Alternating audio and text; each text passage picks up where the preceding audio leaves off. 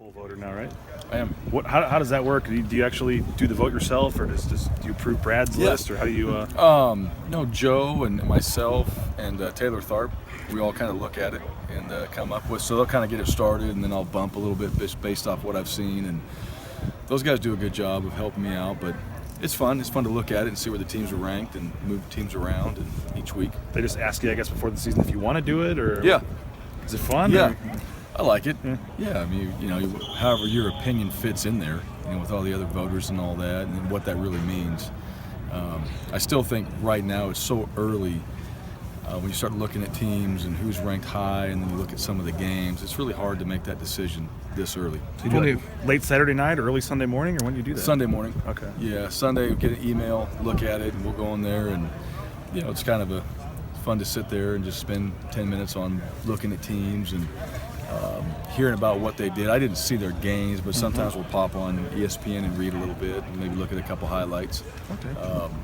So it's just kind of fun. If only they made it public, because then you can get complaints like I do. So what's that? As if they made it public, you can get complaints like I do with the AP poll, so it's fun. Yeah, absolutely. We talked to Spurbeck today, and obviously he's a guy that, especially going through last season, was a guy that defense is still focused on, but he still finds a way to get the ball. And I know you credit the coaches and stuff, but what is it about him that's enabled to get open still week after week? Well, he's consistent. He doesn't practice every day. That's one of the things. I don't think Thomas just shows up at game time and all of a sudden is just out there making plays that he's not doing out here in practice. So I think he goes into a game really confident, and he should, because he practices that way.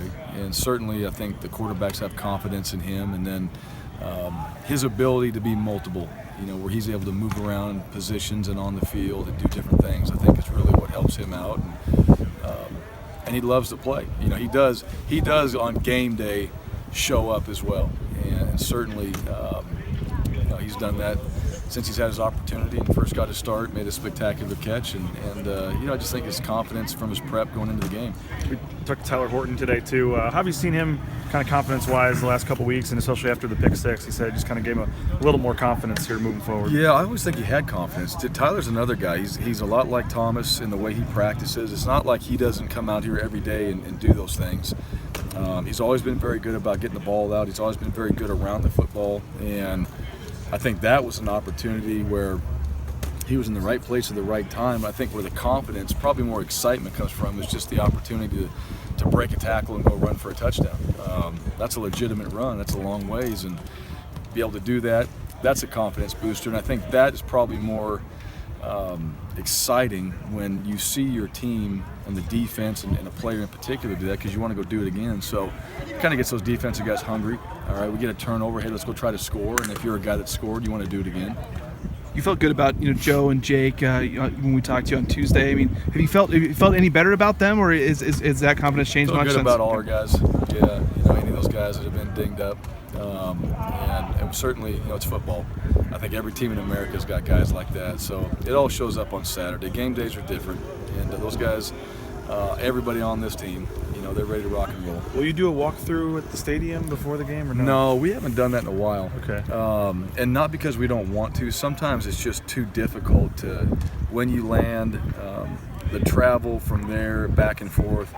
It's about a 50-minute bus ride from the hotel we're staying at. So we used to do it, and then after a while with some of the hotels and where you have to stay, it just gets to be difficult to fit that into your Friday schedule, because you're already packed in there anyway.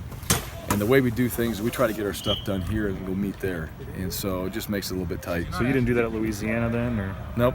Okay. No, we went to a high school practice field. Yeah. But no, we didn't go there. We haven't been to many stadiums. I think one thing, if you ever want to just get a visual, it's pretty easy to do that. We'll show our guys what the stadium looks like.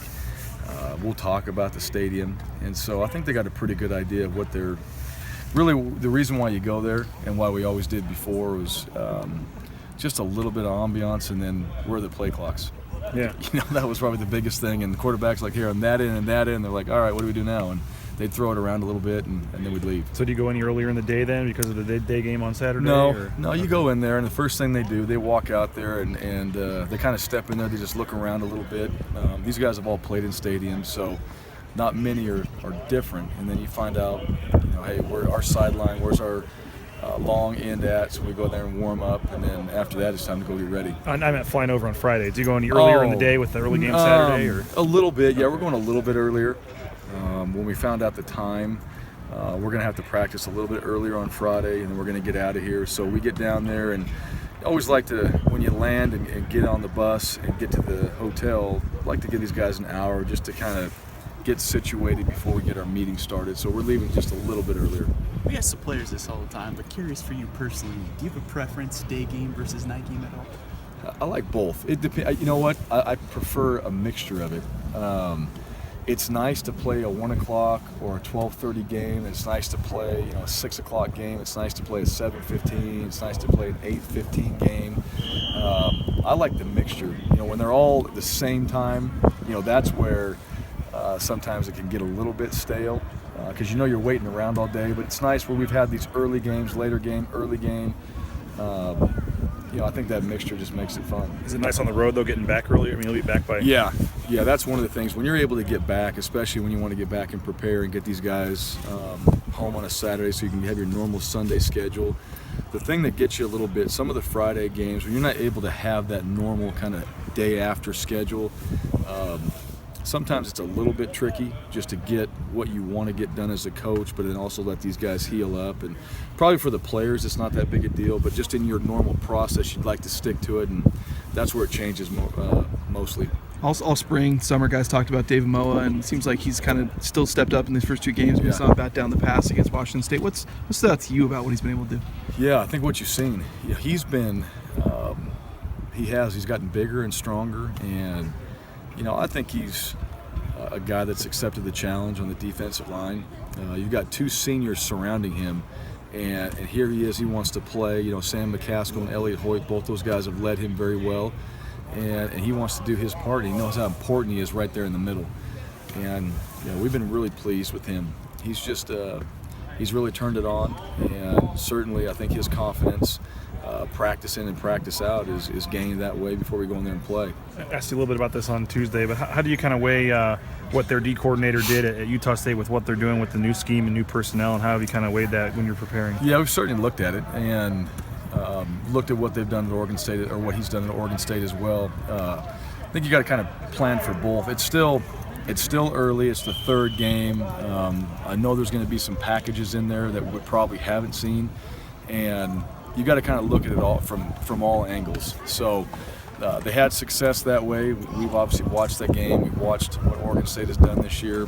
Some of their personnel is different, and I think you have to kind of play to that. So there's going to be a little bit different wrinkles than what we saw last year. It was good.